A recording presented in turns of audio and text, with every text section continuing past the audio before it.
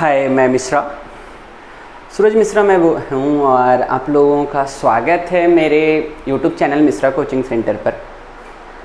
देखो, आज मैं ना कोई करंट अफेयर्स के क्वेश्चंस के साथ नहीं हूँ।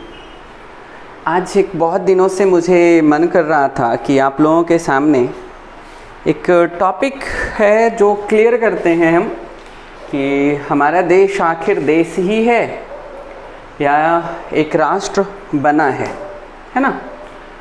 तो देखो, आज टॉपिक क्लियर करते समय मैं आप लोगों को ये भी बताऊंगा कि आखिर एक देश और राष्ट्र में किस प्रकार का अंतर है और हम एक देश को राष्ट्र कह सकते हैं या नहीं कह सकते हैं। तो कुछ एक पॉइंट को लेकर करके आया हूँ, तो इसमें हम क्लियर करना चाहते हैं। धीरे धीरे इस पॉइंट पर आता हूँ मैं और इसको क्लियर करूँगा, ठीक है। नॉर्मली तो टॉपिक का जो नाम है वो राष्ट्र निर्माण की चुनौतियों को मैं कह रहा हूँ। मैं जो टॉपिक ले रहा हूँ आज का वो है राष्ट्र निर्माण की चुनौती। राष्ट्र निर्माण की चुनौतियाँ, है ना। मैंने जो अभी टॉपिक लिया है आज का, थोड़ा लंबा क्लास जा सकता है, तो इस चीज़ को हम समझेंगे। राष्ट्र निर्माण की चुनौती है तो हमारा देश भारत आखिर था क्या और ये राष्ट्र निर्माण क्या हो रहा है, राष्ट्र का निर्माण कैसे हो रहा है, ये हम देखेंगे, ठीक है। देखो, मैं दो क्षेत्र के बारे में बता रहा हूँ और इसमें कुछ इतिहास के पन्नों में मैं थोड़ा सा रहूँगा, ज़्यादा नहीं रहूँगा। नॉर्मली जो आज मैं बताने जा रहा हूँ वो 1940 से लेकर करके अभी तक की गतिविधियों को मैं बताऊँगा और देखते हैं कि हमारा देश एक राष्ट्र बना है या नहीं बना है ना। तो अब देखते हैं कि आखिर देश क्या है और ऐसे देश मजबूत होता है या राष्ट्र मजबूत होता है। इस प्रश्न का भी उत्तर मैं आप लोगों को आज के वीडियो में दूंगा। आखिर देश को राष्ट्र बनने का क्या जल्दी है, देश अच्छा है या राष्ट्र।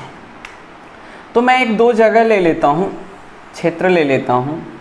ये मैंने बनाया है देश और ये मैंने बनाया है राष्ट्र। तो अब इसमें अंतर क्या है वो हम थोड़ा सा देख लेते हैं।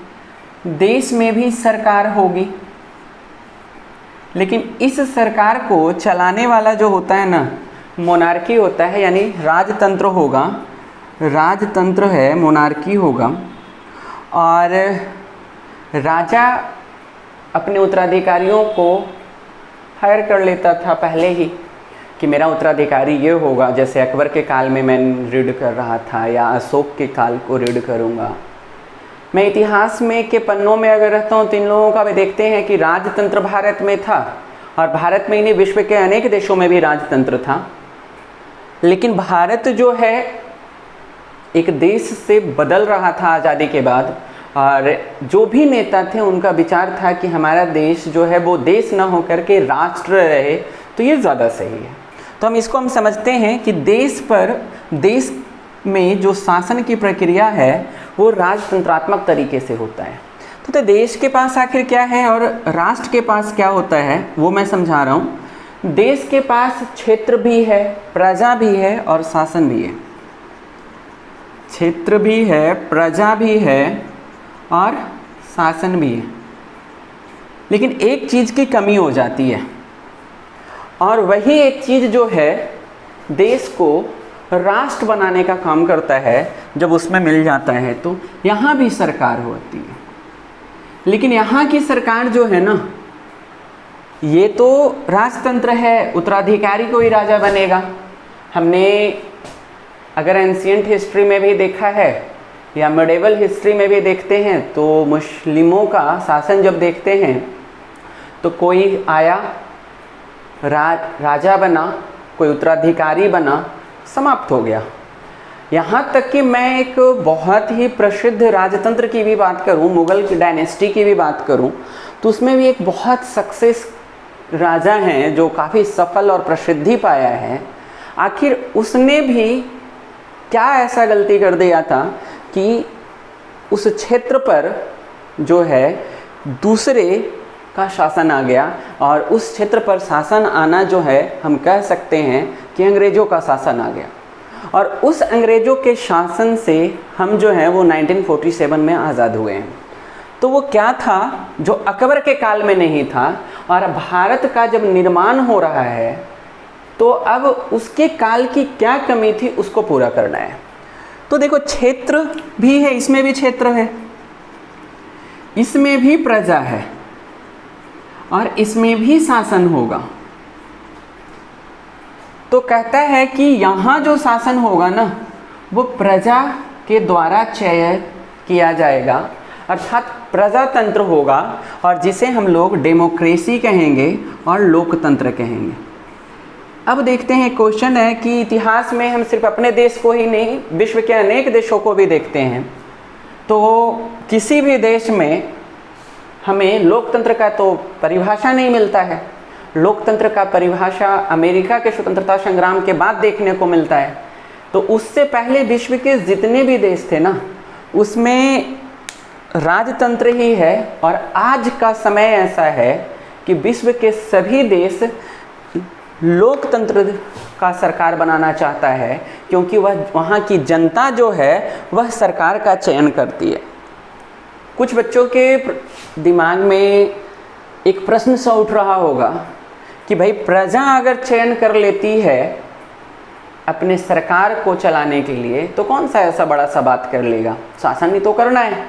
लेकिन देखना, लोकतंत्र का मतलब होता है कि प्रजा सिर्फ चुनती नहीं है, प्रजा अपनी भाव को प्रकट कर करके किसी एक पार्टी को अधिक बहुमत दे कर करके लोकतंत्र में रखती है, और वह पार्टी और उस पार्टी का जो सदस्य है उसमें से कोई एक प्रधानमंत्री या राष्ट्रपति बन कर करके शासन की प्रक्रिया करता है। देखो, अगर भाव है तब वह राष्ट्र है, और भाव नहीं है तो वह राष्ट्र नहीं है। भाव का मतलब मैं बता देता हूँ। भाव कैसा होना चाहिए? भाव जो है यूनिटी का होना चाहिए, यानी एकता का होना चाहिए। ये एकता क्या है, यूनिटी क्या है, और कैसे इसमें एकता है अभी मैं बताना चाह रहा हूँ। और ये कैसे पहले नहीं था ये मैं बताना चाह रहा हूँ। अकबर के काल में भी आपने जब मेडिवल हिस्ट्री पढ़ा होगा तो देखा होगा कि किसी क्षेत्र में कोई राजा जो है वो अकबर की बात को नहीं मान रहा है। वो राजा है अकबर, पूरे देश का शासन चला रहा है, लेकिन कहीं कहीं पर क्षेत्र, छोटे छोटे क्षेत्रों में या दूसरे क्षेत्रों में जो है वहाँ की जनता स्वीकार नहीं कर रही थी। वहाँ के जो छोटे राजा थे वो स्वीकार नहीं कर रहे थे कि क्या हो, उसका शासन हो। अर्थात कहने का मतलब ये अकबर के साथ वहाँ के छोटे छोटे प्रांतों के जो राजा थे उनका भाव नहीं मिल रहा था। भाव कहने का मतलब मैं थोड़ा सा समझा देता हूँ अभी आपको। अगर भारत के किसी भी कोने में कुछ भी हमले होते हैं विदेशियों के द्वारा, जैसे मैं एक एग्जांपल ले रहा हूँ, अभी कुछ समय पहले एक घटना घटी थी पिछले साल। चाइना ने हमारे जम्मू कश्मीर वाले भाग जो लेह लद्दाख का पड़ता था वहाँ पर हमला किया था, और वहाँ की हमला का भाव जो है पूरे देश के राज्यों की प्रजाओं में ऐसा था कि देखो, कश्मीर में हुआ था और हमारा साउथ का भाग कर्नाटका हो या केरला हो, वहाँ भी यह भाव प्रकट हो रहा था कि हमारे देश पर चाइना कैसे हमला कर दिया और हम उसका जवाब क्यों नहीं दे पा रहे, या पाकिस्तान कैसे हमारे साथ ऐसा व्यवहार करता है। तो कहता है कि इस तरह के भाव जो प्रकट होते हैं, तो कहता है कि एकता के भाव प्रकट होते हैं, और एकता के सूत्रों में जब बंधता है तो राष्ट्र निर्माण की प्रक्रिया का प्रारंभ होता है। और ये जो था अकबर के काल में मैं पढ़ूँ या हर्ष के काल में पढ़ूँ या एंशिएंट हिस्ट्री में जा कर के मैं देखता हूँ, तो सभी शासन तंत्र में देखते हैं कि प्रजा जो है कहीं न कहीं शासक के कुछ विरुद्ध में कार्य करना शुरू कर देती है, और तभी धीरे धीरे क्या होता है, उस शासन का अंत हो जाता है।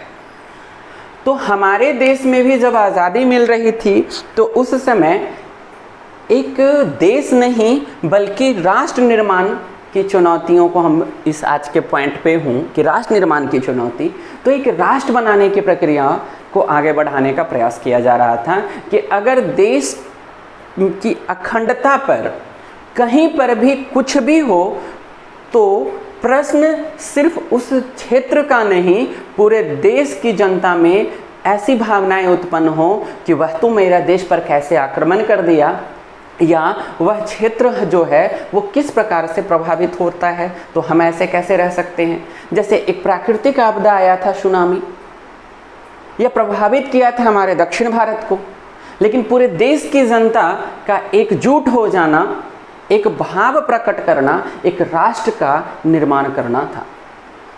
तो देखो, एक चीज़ तो पक्का था कि हमारा देश वास्तविक में देश था, लेकिन इस देश को राष्ट्र बनाना यानी इस भाव को जीवित रखना, और ये कोई ऐसी चीज़ नहीं थी कि जिसको हम खेतों में बो सकते हैं, ये एक ऐसी चीज़ थी कि भारत की जनता में देश के प्रति लगन बढ़े और लगाव बढ़े और गौरवान्वित करने के कार्यों पर वो लगे रहे।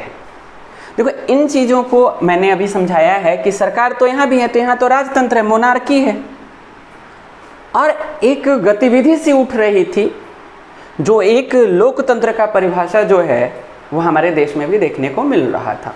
अब देश से राष्ट्र निर्माण में हम कितने आगे तक बढ़े हैं और क्या हम राष्ट्र निर्माण के करीब हैं या नहीं हैं, ऐसा अब हम लोग देखते हैं। और ये चीज़ों को आप अपने अंदर भी अनुभूति ले सकते हो कि क्या हम राष्ट्र के निर्माण की तरफ आगे बढ़े हैं या देश की तरफ ही हैं। देखो, चुनौतियां बहुत सारी होती हैं, लेकिन कुछ चीज़ों को अब हम आज के टॉपिक में रखते हैं। जैसे देखो, हमारे देश को आज़ादी तो मिल रहा था, अब कुछ पॉइंट्स को मैं लेकर कर क्लियर करता हूँ आप लोगों को, है ना। हमारे देश को आज़ादी जो है वो 15 अगस्त 1945 को कहा जाता है ना। कहा जाता है का मतलब भी मैं बताऊंगा। 14-15 अगस्त 1947 मध्य रात्रि को हमारा देश आज़ाद हुआ है बेटा। देखो, एक चीज़ था, 14 तारीख को मॉर्निंग में तो डिसीजन हो गया था कि चलो अब एक अलग सा प्रांत बनेगा और वो प्रांत जो है वो पाकिस्तान होगा, यानी एक नए देश का, हमारे देश का विभाजन भी हुआ है और आज़ादी भी है।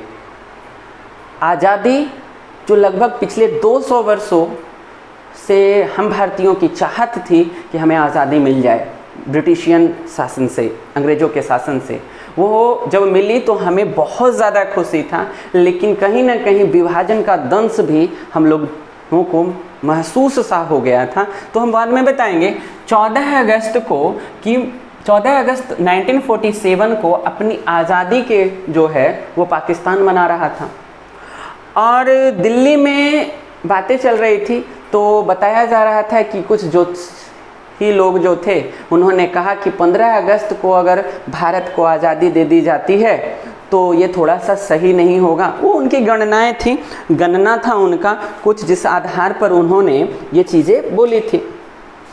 तो अंबेडकर जी हों या फिर कोई भी हो, नेहरू जी हों, वो थोड़ा सा गतिविधि था, ज्योतिष को लेकर के विश्वास था, तो कहा गया कि सॉल्यूशन निकालिए। फिर तो ज्योतिषियों ने सॉल्यूशन निकाला कि ऐसा करते हैं, 14 तो अब पार ही हो रहा है, तो 15 को ना कर करके 14-15 अगस्त के मध्य रात्रि को हम भारत को आज़ादी की घोषणा कर देते हैं, और 15 अगस्त को हम इसकी जो है वो भाषण होगा या जो भी होगा वो प्रोग्राम एक तय कर लिया जाएगा। तो इसीलिए हमने कहा है कि ये मध्य रात्रि का में हम लोगों को आज़ादी मिली है 14-15 अगस्त को। लेकिन अब हम लोग सीधा तौर पर कहते हैं तो मध्य रात्रि को मिला है तो ठीक तो है, लेकिन हम इसका जो मतलब कि मनाएंगे हर्षोल्लास से, वो हम क्या करेंगे, 15 को ही मनाएंगे। अब रात को कैसे तो किसी को हम कह सकते हैं कि हाँ चलो इंडिपेंडेंस डे, तो अच्छा चीज़ हो गया है कि व्हाट्सअप फेसबुक ये सब आ गया है, तो रात को 12 बजे के बाद हैप्पी इंडिपेंडेंस डे या फिर स्वतंत्रता दिवस की शुभकामनाएं वगैरह शुरू हो जाता है। तो कोई बात नहीं है, हमें मनाना है और हमें आज़ादी स्वतंत्रता मिल चुकी है। देखो इसकी घोषणा जो है वो लाल किले के पास से हमारे प्रथम प्रधानमंत्री जो थे लाल किले के प्राचीर से एक भाषण देते हैं और उस भाषण से यह कहते हैं कि आज से हमारा देश जो है वो भारत है और भारत को आज़ादी मिल चुकी है। इस भाषण को इतिहासकारों ने या फिर उस समय के बात में इसे एक नाम दे दिया गया जिसका नाम था भाग्य बधू से चीर परिचित। भाग्य बधू से चीर प्रतिचित भेंट।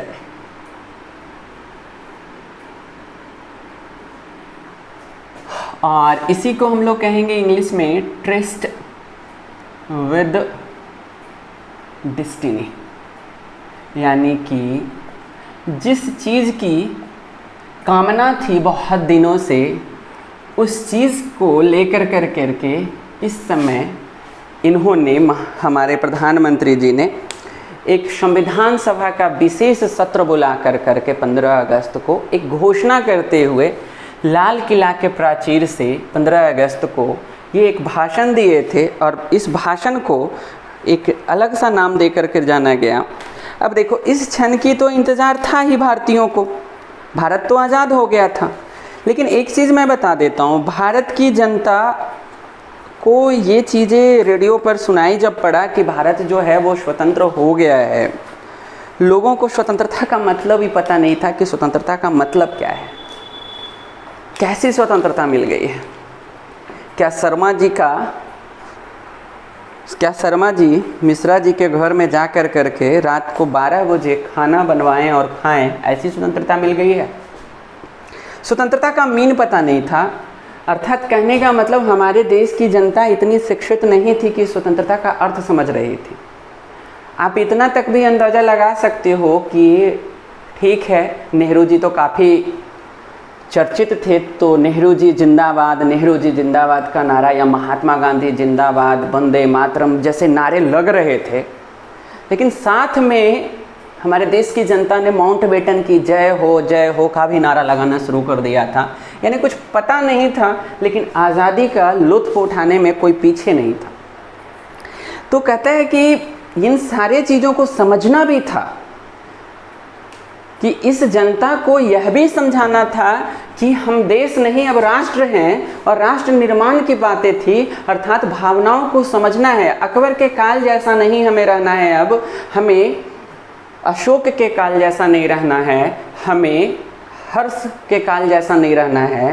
प्रजा के अंदर एक भाव सा मिला करके रखना है ताकि अब भारत को कोई गुलाम नहीं बना सके। राष्ट्र निर्माण होने के बाद ये बहुत ही टफ चीज़ हो जाता है कि कोई देश उस पर को गुलाम बना सकता है, क्योंकि भाव जो प्रकट होगा तो अपनी एकता को, अपनी स्वतंत्रता को बचाए रखने की बातें उठ जाती है।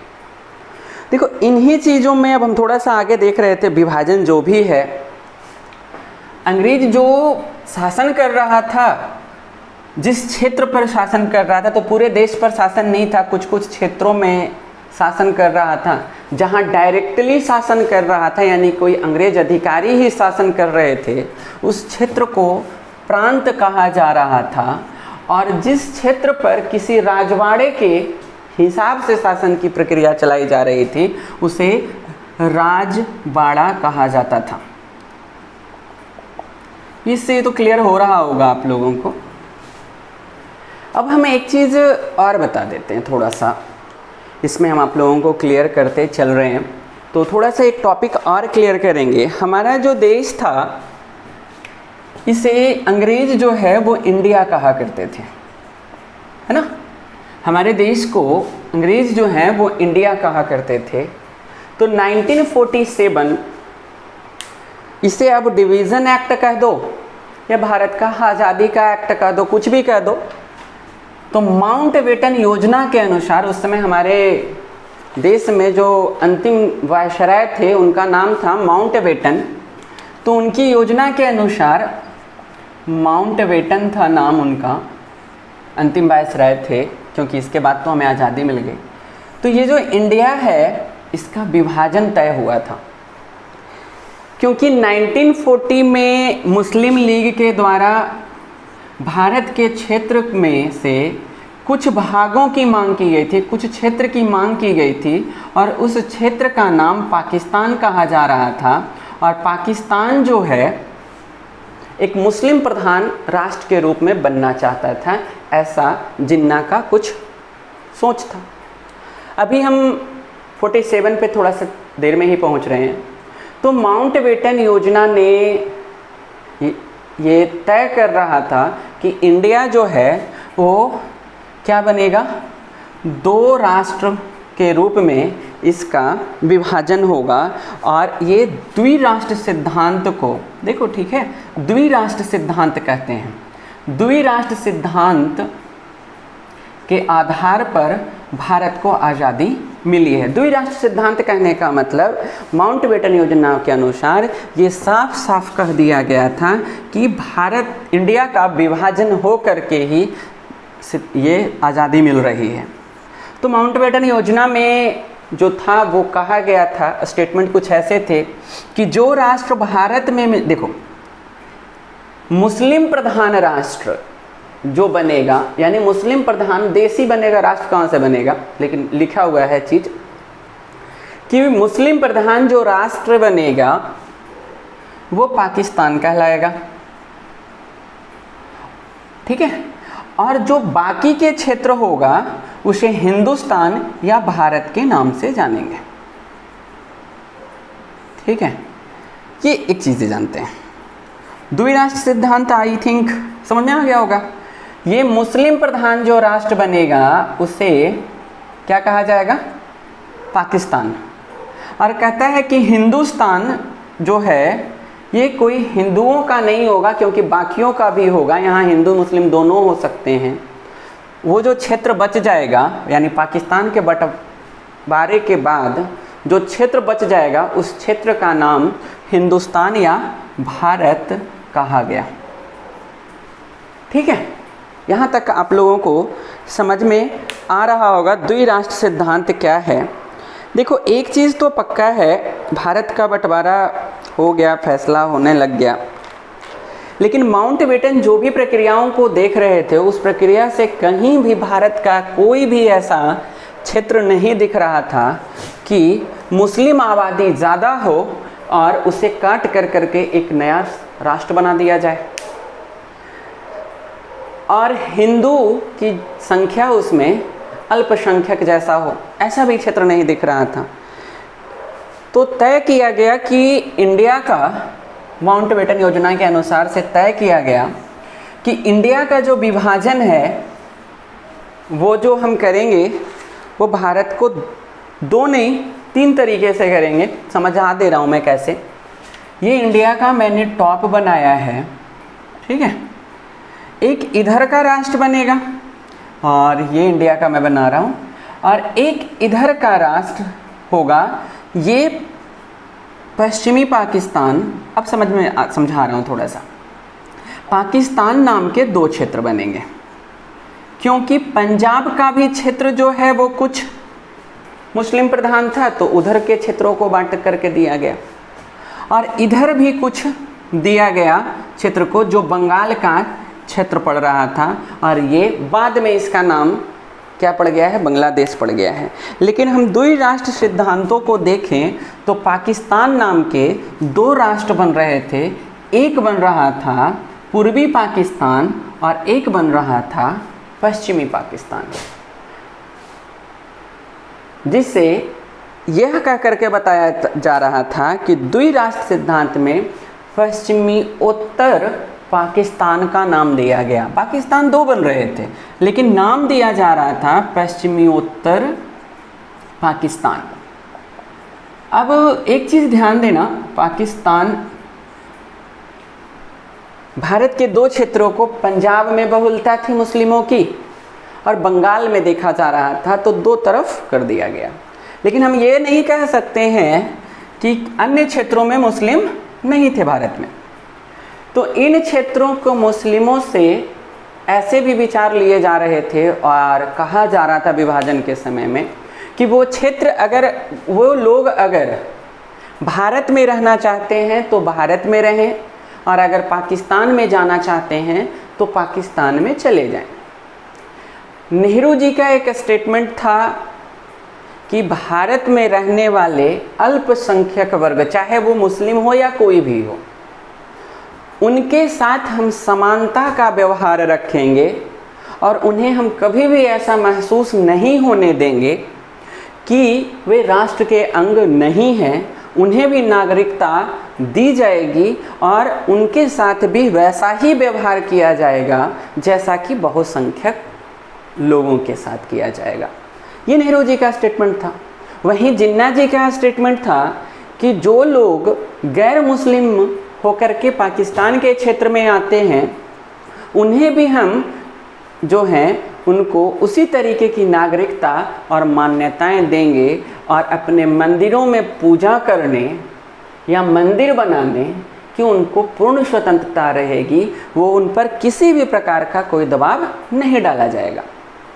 देखो, इनका स्टेटमेंट जो था, जिन्ना का स्टेटमेंट था 11 अगस्त 1947 को और 15 अक्टूबर 1947 को जो था स्टेटमेंट आया था किनका, नेहरू जी का। तो थोड़ा सा नेहरू जी का एक कॉन्सेप्ट पे अगर हम चलते हैं तो हम ये देखते हैं कि नेहरू जी जो थे वो आज़ादी के बाद भड़की हुई जो दंगे थे उस पर अपना विचार रख कर करके यही प्रयास कर रहे थे कि किसी प्रकार से इस दंगा को शांत किया जाए, क्योंकि नेता लोगों को जितना उम्मीद था, ये तो सबको उम्मीद था कि दंगे भड़केंगे, लेकिन इतना ज़्यादा बड़ा दंगा होगा कि एक त्रासदी का रूप धारण कर लेगा, ऐसा विश्वास नहीं था। और इतना जल्दी इतना ज़्यादा आगे बढ़ जाएगा ये दंगा कि कंट्रोल करना बहुत मुश्किल होगा। ये समझना बहुत ज़्यादा, मतलब कि इतना नहीं अंदाज़ा लगा पाए थे नेता लोग।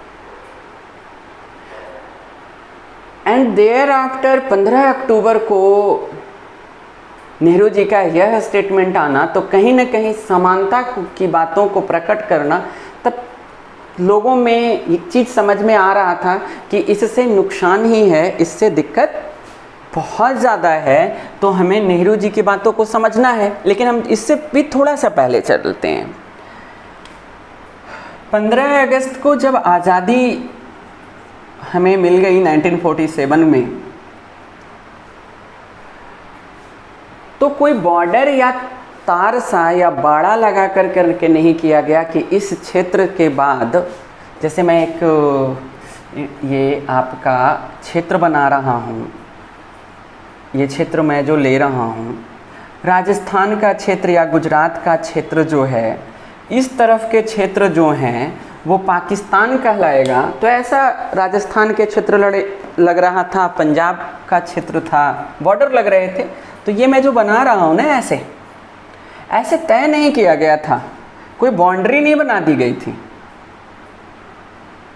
और बाउंड्री नहीं बना था तो हम एक चीज़ और समझा देते हैं कि निचले स्तर के जो लोग थे, निचले स्तर के कहने का मतलब है, एक चीज़ हम समझा देते हैं आप लोगों को।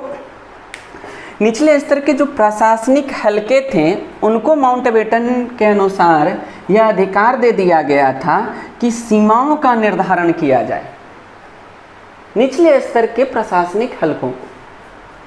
अब एक चीज़ है, दंगा बहुत बढ़ा हुआ है, सरगर्मी है कि भारत में ऐसी स्थिति उत्पन्न हो रही है, तो जो निचले स्तर के जो अधिकारी थे उन्होंने एक बड़ा सा चार्ट लिया, मैप लिया और टेबल पर बैठ कर करके ऐसे लाइन खींच दिया इन्होंने ऐसे, और कह दिया कि इधर वाला क्षेत्र जो है भारत में आ जाएगा और इधर वाला क्षेत्र जो है वो पाकिस्तान में चला जाएगा। जिसके कारण कुछ लोग ऐसे हो गए कि रातों रात वो विदेशी हो गए और अपने ही देश में वो विदेशी हो गए। वो लोग, हम सिर्फ ऐसा नहीं कहेंगे कि हमारे देश के ही थे, पाकिस्तान में रहने वाले लोगों को भी यह एहसास हो गया कि मेरा देश तो भारत था, मैं विदेशी हो गया, क्योंकि उनको अब वहाँ से उठ करके भारत की तरफ आना है। उनका सारा काम जो है, रोजगार जो है, सब वहीं छोड़ करके इनको आना है भारत की तरफ। और भारत की तरफ जो आ गए, रह गए, उनको ऐसा लग रहा है कि अरे हम तो विदेशी हो गए, तो चलो हम पाकिस्तान की तरफ चल लेते हैं। तो इस आने जाने के क्रम में ही ऐसी ऐसी गतिविधियां उत्पन्न हो रही थी जिसको संभाल पाना हमारे देश के लिए बहुत बड़ी चुनौतियों में से शामिल हो रहा था। कुछ चीज़ों को और हम देखते हैं आगे में, राष्ट्र के साथ हूँ मैं, है ना। अब देखो, एक कुछ नेता थे, जैसे सीमांत गांधी के नाम से खान अब्दुल गफ्फार खां को जाना जाता है। ये चले गए पाकिस्तान की तरफ, लेकिन इनका विचार जो था हमेशा भारत के तरफ ही सपोर्ट में लगा रहा। कुछ के जो हैं, फैज़ अहमद फैज़ ने चले गए पाकिस्तान के तरफ, लेकिन वो जो थे वो वामपंथी विचारधारा में रहे पाकिस्तान में, और उन्होंने बहुत सारी कविताएं वगैरह लिखी, और इन कविताओं से बहुत अच्छे तरीके से झलक रहा था कि ये कभी भी नहीं चाह रहे थे, अर्थात जनता की बातों को लिख रहे थे, जनता की सोच को लिख रहे थे कि ऐसा आज़ादी हमें नहीं चाहिए था जैसा आज़ादी हमें मिला है। इनके कुछ ऐसे हैं, जैसे में ये दाग दाग उजाला, इनका एक कविता है, ये दाग दाग उजाला, ये सब गजीदा शहर, वो इंतज़ार था जिसका वो शहर तो नहीं है। यानी कि जिस शहर का इंतज़ार हमें था, आज़ादी का था, देश का था, वो शहर तो ये नहीं है। हमेशा आलोचना करते रहे पाकिस्तान को, और इन्हों का अधिकांश समय जो है वो पाकिस्तान के जेलों में ही बीता। उसी तरीके से एक पंजाबी राइटर थी अमृता प्रीतम, उन्होंने भी इस विभाजन को अपने शब्दों में लिखा है, और इन्हें तो भारत में आज़ादी के बाद ज्ञानपीठ पुरस्कार जैसे चीज़ों से भी सम्मानित किया गया। ज्ञानपीठ पुरस्कार, साहित्य अकादमी पुरस्कार, पद्मश्री, ऐसे भी चीज़ों को मिले हैं। इन्होंने भारत की जनता को समझाया है कि हमें आज़ादी तो मिली है, लेकिन विभाजन के रूप में मिली है, तो हमें यह भी समझना है कि अब जो आज़ादी मिली है उसे बचा करके रखना है और देश को भी बचाना है। तो ऐसे ऐसे बहुत सारी चीज़ों को बताया जा रहा था। अब हम मेन पॉइंट पर अब आ रहे हैं कि एक राष्ट्र के निर्माण के लिए भारत के उस समय के प्रधानमंत्री जो थे पंडित जवाहरलाल नेहरू, देखो बातें तो बहुत सारी उठ रही थी, आवाज़ें बहुत थी आज़ादी की लड़ाई के समय में, लेकिन दो बातों पर ठहर गई थी। इसमें पूरे देश के नेता जो उस समय के थे वो दो बातों पर टिक गए थे कि आज़ादी के बाद भारत में पहला जो है कि भारत को स्थापित करना है एक लोकतंत्र के रूप में, एक लोकतांत्रिक देश के रूप में, लोकतंत्र के देश के रूप में स्थापित करना है। कोई राजतंत्र यहाँ नहीं होगा, और एक ऐसी प्रक्रिया को अपनाया जाएगा इस लोकतंत्र को स्थापित करने में। दूसरा जो है कि यहाँ पर गरीब हो या फिर अमीर हो, गरीब हो या अमीर हो, अल्पसंख्यक हो या बहुसंख्यक हो, उन सभी को ध्यान में रखते हुए उनके, चाहे वो गरीब कमज़ोर वर्ग हो या उच्च वर्ग हो, उन सभी का ख्याल रखा जाएगा। और ये दो पॉइंट सभी नेताओं के जहन में था कि लोकतंत्र को स्थापित करना है, और यहाँ पर रहने वाली जनता में प्रजा जो है उसमें गरीब भी हैं, कमज़ोर भी हैं, कुछ अमीर भी हैं, कुछ बहुसंख्यक भी हैं, तो अल्पसंख्यक भी हैं। इनमें ख्याल रखना है कि कहीं इनमें टकराहट तो नहीं रहे, और टकराहट होने से हमारे देश का निर्माण का जो सोच है वो सही नहीं रह पाएगा, और हम कभी भी एक देश से राष्ट्र की तरफ नहीं बढ़ पाएंगे। तो दो सोच मैंने बताया है। देखो, आज़ादी तो मिल चुकी थी, साकार हो चुका था हमारा सपना, लेकिन साकार होने के साथ साथ ही जो है यह स्थिति भी उत्पन्न हुई थी कि अब हमें देश नहीं एक राष्ट्र बनना है। और उसी समय दंगे भी हो रहे थे, एकता की बातें उस समय करना नेताओं पर एक हंसी सा मजाक सा उठ रहा था। क्या ऐसी जनता कभी एकता के बंधन में बंध कर करके रहेगी? लेकिन हमारे देश में ऐसा ही विचार किया जा रहा था और इसी आधार पर हमारे संविधान का निर्माण भी हो रहा था कि हमें एकता के बंधन में बंधना है। अरुणाचल प्रदेश की संस्कृति से लेकर करके गुजरात के गरबा नृत्य को भी संभालना है, तो कश्मीर की कलियों को केरला तक भी पहुंचाना है। इन सारी चीज़ों को ऐसा बनाना है कि हम पहले राजतंत्र जैसा न रह कर करके हम राष्ट्र के निर्माण की तरफ बढ़ना है। तो इस समय एक चीज़ तो कन्फर्म था, भारत के समय जो कुछ चुनौतियां थी उसमें पहला चुनौती जो था, चलो इस लोकतंत्र की बातों को तो कहा ही जा रहा था, पहले चुनौती के रूप में अगर हम देखते हैं तो वो हम क्या है, एकता के सूत्र में बंधना है। कैसे में बंधना है? एकता के सूत्र में बांधना है भारत को, अर्थात गढ़ना है भारत को। भारत में बहुत सारी विविधताएं हैं, उन सारी विविधताओं के महत्व को समझते हुए एक ऐसे देश का निर्माण करना है जहां पर सभी को समानता का रूप देखने को मिले। देखो, इसी में एक चीज़ है, हम थोड़ा सा एक स्टोरी कह रहे हैं समझ लेना। एक बार जम्मू कश्मीर में नेहरू जी और अंबेडकर दोनों गए हुए थे। तो अंबेडकर जी ने पूछा कि हमारे देश का संविधान कैसा होना चाहिए और हमारा जो देश है कैसा होना चाहिए। तो नेहरू जी ने कहा कि देखो, एक बाग था, वहाँ कहा कि इस बाग में अगर एक ही फूल का बाग है, यानी मान लो कि गुलाब का फूल है, तो हम ऐसा नहीं कह रहे हैं कि यह उस बाग की सुंदरता को नहीं बढ़ा रहा है, लेकिन इस बाग में अगर बहुत सारे अलग अलग तरीके के फूल हैं तो उसकी खूबसूरती और बढ़ जाएगी अगर उन्हें इकट्ठा रखा जाएगा तब।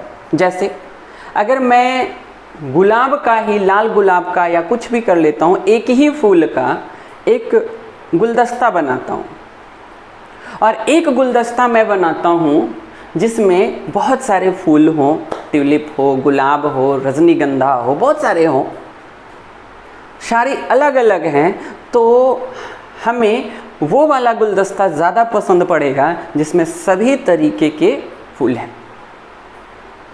अर्थात कहने का मतलब हमारे देश में विभिन्न संस्कृतियां हैं, विभिन्न बहुत सारे अलग अलग धर्म हैं, अलग अलग सोच है, लेकिन हमें गुलदस्ता ऐसा बनाना है जिसमें सभी को पिरो करके रखा जाए, तब हम एक राष्ट्र का निर्माण करेंगे, तभी एक भाव उत्पन्न होगा और तभी हमारा एक देश जो है वो राष्ट्र की तरफ बढ़ेगा। और उसी को बनाने में अंबेडकर जी जुड़े हैं और हमारा जो संविधान है उसको लिखने का प्रयास किया जा रहा है। और हमारे संविधान में कुछ ऐसी चीज़ों को लिखा गया है जहाँ पर सबसे ज़्यादा जोर भारत की एकता और अखंडता पर ज़्यादा दिया गया है, जिसमें मौलिक अधिकार से लेकर करके राजनीतिक लोगों के भी अधिकार हैं। जैसे देखो, मौलिक अधिकार जो है वो क्या कहता है? मौलिक अधिकार कहता है कि भारत के नागरिकों को स्वतः प्राप्त होने वाले अधिकार है। डिटेल नहीं जाऊंगा मौलिक अधिकार में। तो कहता है कि अगर कोई व्यक्ति शासन में आएगा तो वो नेता बनेगा, यानी राजनीति में आएगा, है ना, यानी किस चीज़ में आ जाएगा? वो राजनीति में आएगा। तो राजनीति में रहने वाले लोगों का भी यह दायित्व होता है कि उनको एक अच्छे तरीके से एकता के बंधन में बांधेंगे। तो मौलिक अधिकार के साथ साथ एक अधिकार और रखा गया है जिसे राज्य के नीति निर्देशक सिद्धांत में रखा गया है। तो मौलिक अधिकार दिए गए हैं किसको? भारत की प्रजा को। और जो राजनीति के में जुड़े हुए लोग हैं उनको हम राज्य के नीति निर्देशक सिद्धांतों से भी समझते हैं। राज्य के नीति निर्देशक सिद्धांत क्या है ये सब बाद में देखिएगा, समझ में आ जाएगा आप लोगों को। आज राष्ट्र का निर्माण मैं पढ़ा रहा हूँ कि हमारा देश किस प्रकार से किस गतिविधियों से आगे बढ़ेगा, बढ़ना शुरू किया है 1950 के बाद, क्या क्या दिक्कतें थी और कैसे आगे बढ़ रहा है, ये मैं आपको पढ़ा रहा हूँ, बता रहा हूँ आप लोगों को। एकता के सूत्र में बांधना एक चुनौती था और इसमें था क्या कि भारत को ऐसे गढ़ना है, ऐसा माला बना देना है इन संस्कृतियों का जो काफ़ी सुंदर लगे। अगर माला वह भारत पर पहनाया जाए तो चार चांद लगा दे भारत की सौंदर्यता में, ऐसा गढ़ना है। देखो, क्योंकि फूल तो बहुत अच्छे होते हैं लेकिन उनको अगर गढ़ करके लगाया जाए ना, जब माला बन जाते हैं ना तो वो और भी अच्छे लगते हैं। और अगर रंग बिरंगे फूल हों तो वो माला और भी ज़्यादा अच्छा लगने लगता है। तो हम ऐसे ही हैं, हमारे बिहार की संस्कृति कुछ और है तो कर्नाटका, केरला या बंगाल का या गुजरात, जम्मू कश्मीर, किसी भी राज्य को हम ले लेते हैं, हर जगह एक अलग अलग संस्कृति है, अलग अलग गतिविधियां हो रही हैं जो है, और वहाँ की एक अलग पहचान है। तो सबको मिला कर करके हमें बनाना है और तब हम एक राष्ट्र का निर्माण कर सकते हैं। देखो, एक तो पक्का था कि देश को आज़ादी मिल चुका था। देश के आज़ादी के साथ ही मैंने एक चीज़ और कहा कि भारत एक और दंश को झेल रहा था और वो दंश जो था वो विभाजन का था।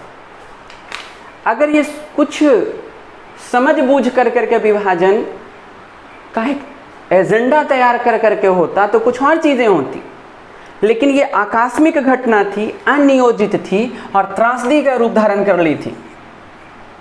मैंने अभी बताया ये आकस्मिक घटना है, इसका पहले कोई ऐसे विचार ही नहीं थे दोनों देशों की जनता में। आकस्मिक घटना है, आकस्मिक घटना है, अनियोजित है, क्योंकि भारत का विभाजन कोई नियोजन के तरीके से नहीं किया जा रहा था। माउंटबेटन की बातों से किया जा रहा था। माउंटबेटन ने द्विराष्ट्र सिद्धांत को बता दिया था और उसमें यह कह दिया था कि जिन प्रांतों को भारत में रहना है वो भारत में रहे, पहला। दूसरा, जिन्हें पाकिस्तान में जाना है वो पाकिस्तान में रहे, और तीसरा, जिसे स्वतंत्र रहना है वो स्वतंत्र रहे। उस पर ये दोनों देश अर्थात पाकिस्तान एवं भारत आने वाले समयों में किसी भी प्रकार का दबाव नहीं बना सकते हैं कि वह क्षेत्र हमारे क्षेत्र में मिल जाए। ये जो तीसरा वाला जो मैंने बताया ना माउंटबेटन योजना का, यह आज तक दिक्कतों को दे रहा है। हम बताएंगे, कभी 370 पढ़ाएंगे, जम्मू कश्मीर पढ़ाएंगे तो जम्मू कश्मीर की स्थितियों को भी बताएंगे कि किस प्रकार से स्थितियां उत्पन्न हो रही थी। देखो, दंगे ऐसे बढ़ रहे थे कि धार्मिक समुदाय जो था, मुख्य रूप से अगर देखा जाए तो हिंदू धार्मिक समुदाय बन गया था और एक मुस्लिम धार्मिक समुदाय बन गया था। कत्लेआम ऐसे किया जा रहा था कि कोई नहीं समझ रहा था कि ये भी तो हमारे देश के ही लोग हैं। देखो, यही चीज़ को समझाने का प्रयास कर रहा हूँ मैं शुरू से, और यही चीज़ 1950 से लेकर के आज तक भारत जो है वो प्रयास कर रहा है कि जनता समझो कि तुम एक देश नहीं, एक राष्ट्र निर्माता हो, एक राष्ट्र का निर्माण करने वाला हो। ये हिंदू, मुस्लिम, सिख, ईसाई में जो कट्टरता है ना, उस कट्टरता को समाप्त करने का प्रयास किया जा रहा था। आज हम 70-75 वर्ष का शासन जब देखते हैं तो हम कहीं ना कहीं इस मुद्दे पर पहुंचते हैं कि नहीं, कहीं ना कहीं इन समुदायों के बीच में एकजुटता आई है। उस समय का कत्लेआम तो बहुत ही ज़्यादा था, भयावह था, उसको मैं भूल भी नहीं पाता हूँ कि किस तरह का भयावह स्थिति था। अपने पड़ोसी ही एक दूसरे का जान लेने पे उतारू हो गए थे, जो सुबह में खाना साथ में खा रहे थे, रात में एक दूसरे के विरोधी हो गए थे।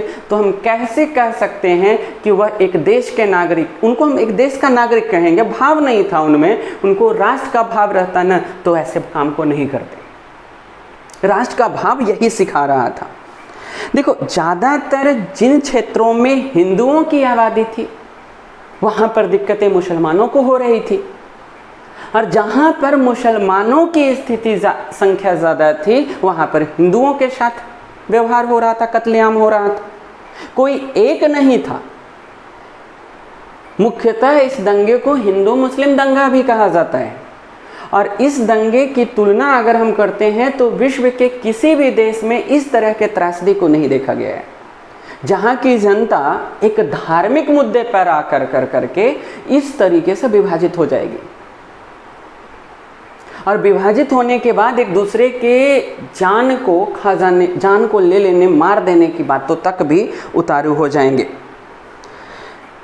बहुत सारे लोग जो थे, हमने बताया था कि वो देश में रहते ही विदेशी बन चुके थे, तो मजबूर हो गए थे कि वो इस क्षेत्र को छोड़ करके दूसरे तरफ जाएं। बहुत सारे कारोबारियों का कारोबार जो था कानपुर में, लखनऊ में या मध्य प्रदेश के किसी क्षेत्र में रह गया, और दबावतः उन्हें पाकिस्तान की तरफ जाना पड़ गया। और इसी प्रकार से पाकिस्तान में बहुत सारे कारोबारियों का जो कार्य था वो वहीं रह गया, उन्हें भारत आना पड़ गया।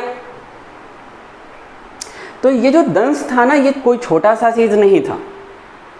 हमारे इतिहासकारों ने जब इसकी लिखना शुरू किया है तो बहुत सारे ऐसे चीज़ें की गई है कि बहुत सारे महिलाओं ने अपनी इज्जत को बचाने के लिए ज़बरदस्ती शादी करना पड़ जा रहा था किसी दूसरे धर्म के लोगों से। देखो, एक चीज़ तो मैंने एनसीईआरटी भी कहता है, एनसीईआरटी की किताब में भी मिल जाएगा आप लोगों को ये लाइंस लिखे हुए, कि हिंदू के जो महिलाएं थी अपनी इज्जत को बचाने के लिए खुद ही कुएं में जान दे रही थी कूद कर करके, या आग लगा करके मर जा रही थी, या खुद ही उस परिवार का जो मुखिया होता था अपनी कुल की इज्जत को बचाने के लिए अपनी बहू बेटियों का गर्दन काट दे रहा था। ये पंजाब और बंगाल दोनों की तरफ देखने वाली गतिविधियां थी। देश बहुत ही भयावह स्थितियों में था। कुल की इज्जत को बचाने में बहू बेटियों को भी मार दिया जा रहा था। भारत में और पाकिस्तान के लेखक जो हैं बहुत बार अपने उपन्यासों की सहायता से, जैसे फैज़ अहमद फैज का मैंने एक लिया और एक अमृता प्रीतम का मैंने लिया, इन्होंने प्रस्तुत किया है कि यह जो मार काट है, नृशंसता का जिक्र जो किया है, शायद उनमें भी वो शब्द नहीं डाल पाए हैं कि ये इतना घिनौना सा था, हो रहा था। किसी पुरुष जो के सामने उसके बहन बेटियों को इज्जत को लूटा जा रहा था, कौन था यह निष्कर्ष निकालना बहुत मुश्किल हो रहा था कि कौन था वो। तो ये चाहे हम भारत के लेखक कहें या निर्देशक कहेंगे या फिर हम पाकिस्तान के कहें, उन सभी का जिक्र उनके उपन्यासों में, किताबों में, फिल्म में यह प्रस्तुत होता है कि अब विस्थापन से उत्पन्न हिंसा जो है वो बहुत ही ज़्यादा भयावह हो गई थी। देखो, एक चीज़ तो था, बंटवारे का दिल में तो बहुत था कि जिन्ना ने बंटवारा कर दिया था, लेकिन जिन्ना ने बंटवारा तो किया था, शायद उनको भी आशंका था कि इस तरह की घटनाएं होंगी। मैं दो टॉपिक पर आऊँगा यहाँ पर। सबसे ज़्यादा दंगा होने की जो आशंका देखी जा रही थी वो बंगाल के तरफ देखी जा रही थी, भारत में, जो कलकत्ता के पास देखा जा रहा था। तो इससे कुछ समय पहले ही कलकत्ता में यानी बंगाल की तरफ जाकर करके हमारे महात्मा गांधी जी थे वहाँ पर, और दंगा को रोकने का प्रयास कर रहे थे के लिए। वहीं पंडित नेहरू जी सोच रहे थे कि अगर दिल्ली में ऐसी घटनाएं घटती हैं तो उसे रोकने का प्रयास किया जाएगा, और अगर साउथ में देखें तो उधर एक प्रयास हो रहा था। पटेल जी अलग कर रहे थे, यानी राजनीति से जुड़े हुए जो भी राजनीतिक थे उस समय, वो उनको थोड़ा तो अंदाजा था कि दंगा फसाद होगा, हिंसा होगा, लेकिन इतना बड़ा हिंसा होगा ऐसा अंदाजा नहीं लगाए थे। यहाँ तक कि अगर मैं महात्मा गांधी की बात करूँ तो 14 अगस्त को उन्होंने एक भाषण दिया है और उन्होंने हिंदू मुसलमानों को गले लगवा दिया है, इसको कहते हैं दंगा की सारी संभावनाओं को समाप्त किया है। इसको हम कह सकते हैं कि गांधी अकेला ही वन मैन आर्मी के जैसा कलकत्ता में बंगाल में खड़ा था और अकेला ही वहाँ के दंगों को नियंत्रित कर लिया था। कुछ नहीं हुआ था वहाँ। दंगे प्रारंभ कहाँ हुए थे ये देखा जाए तो सिंध में जिन्ना के भाषण से पंजाब में जो पाकिस्तान का प्रांत अब बन गया था, उसके भड़काऊ भाषण ने वहाँ पर अल्पसंख्यक एवं बहुसंख्यकों के बीच में कटुता उत्पन्न कर दी, हिंसा उत्पन्न कर दी।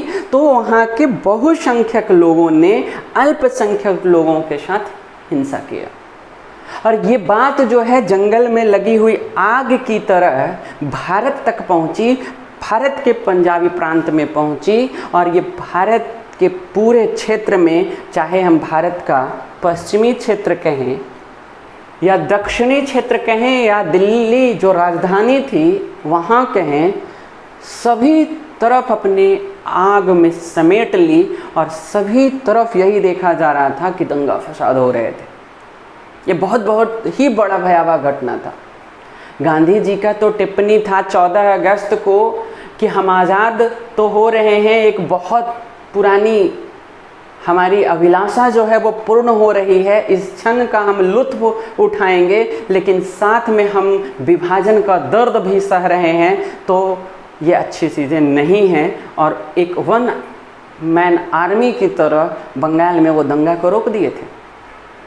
बंगाल में दंगे कम दिख रहे थे उसके बाद भी, लेकिन ये जंगल की आग जो है बंगाल में भी पहुंची और वहाँ भी पहुँचे।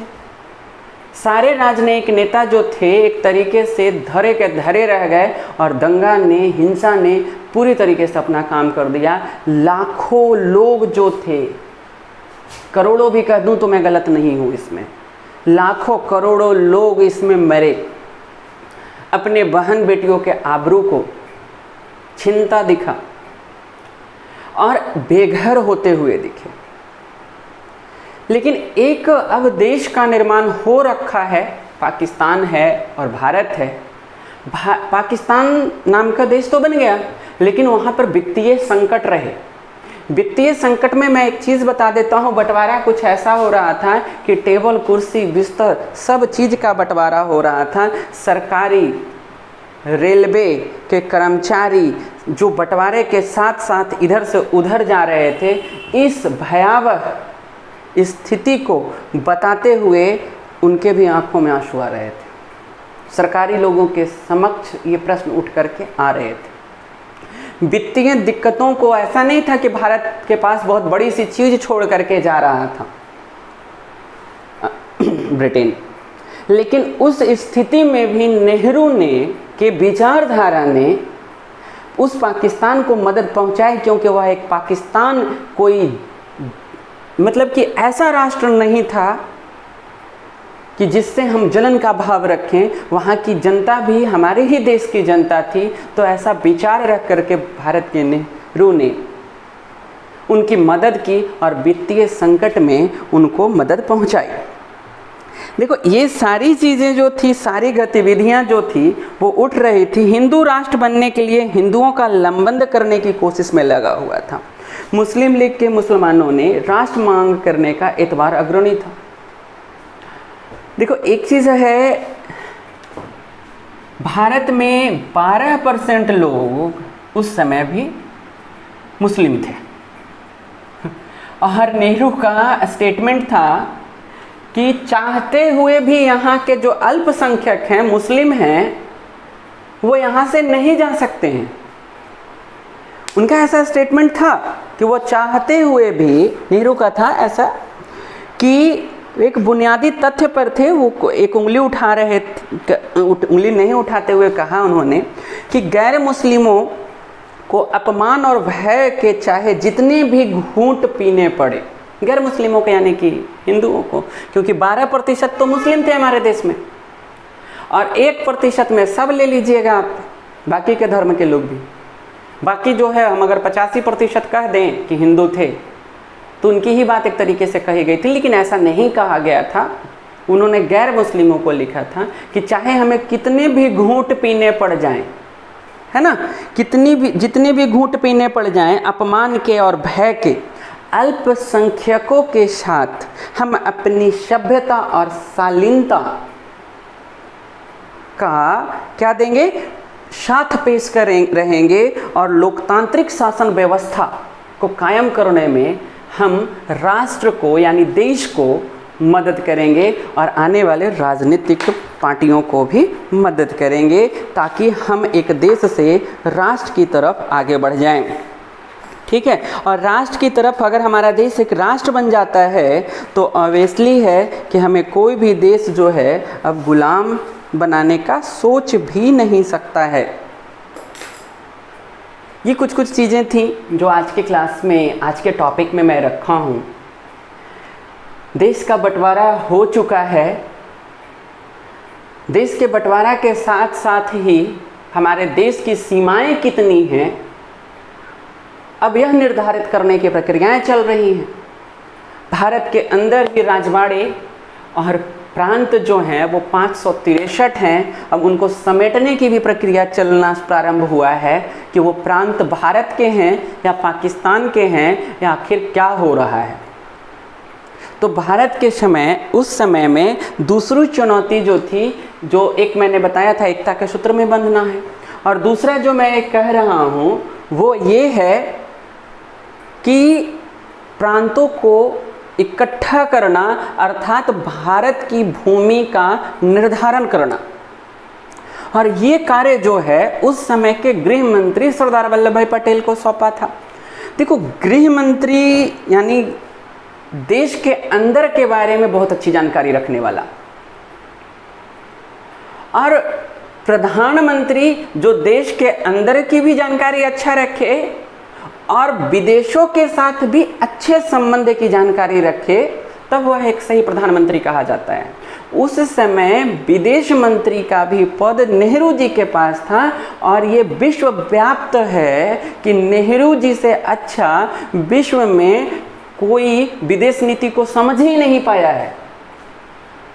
बहुत ही अच्छे तरीके से विश्व नीति को वो जानते थे, विदेश नीति को जानते थे।